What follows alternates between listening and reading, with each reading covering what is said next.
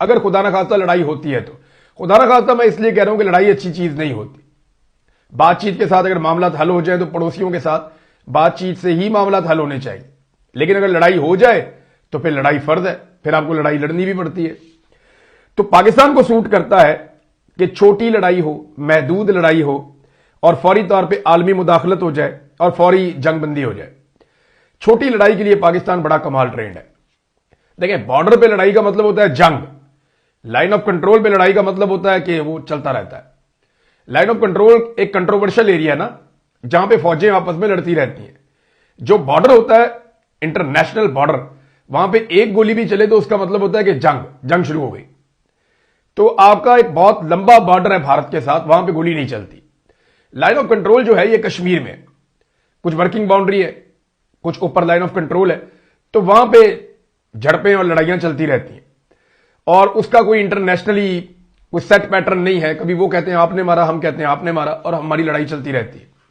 यह पाकिस्तान को सूट करता है कि वहां एक महदूद लड़ाई हो जाए, क्योंकि महदूद और मुख्तसर लड़ाई में पाकिस्तान की एबिलिटी है। पाकिस्तान बेहतरीन टका के जवाब देता है, मुंह तोड़ जवाब देता है।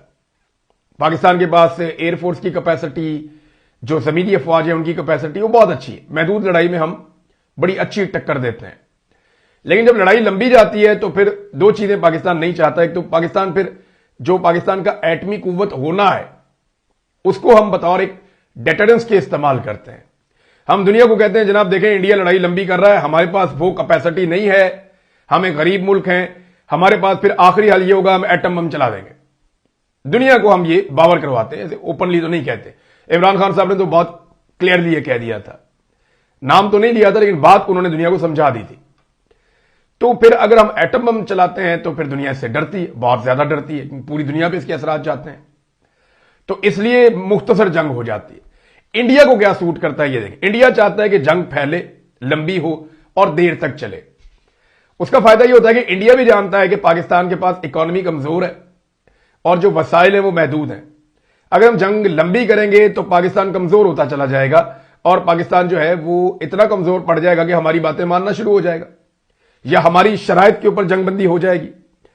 तो इंडिया की ख्वाहिश होती है कि तमाम लैंडस्केप के ऊपर एक बड़ी वॉर हो, लंबे अरसे तक के लिए वॉर हो, लेकिन एटमी हमले से वो भी बचना चाहते हैं। वो नहीं चाहते कि सूरत हाल वहां तक जाए जहां पे खुदा ना खास्ता कोई एक ऐसा कदम पाकिस्तान को उठाना पड़े या जवाबन इंडिया को उठाना पड़े कि उसके बाद पूरी दुनिया का अमन जो है वो खतरे में पड़ जाए। तो ये कोई भी नहीं चाहता। अब ये तो नाजरीन दोनों ममालिक का नुक्ता नजर है और ये अब से नहीं है, ये बड़े लंबे अरसे से है, बहुत लंबे अरसे से है।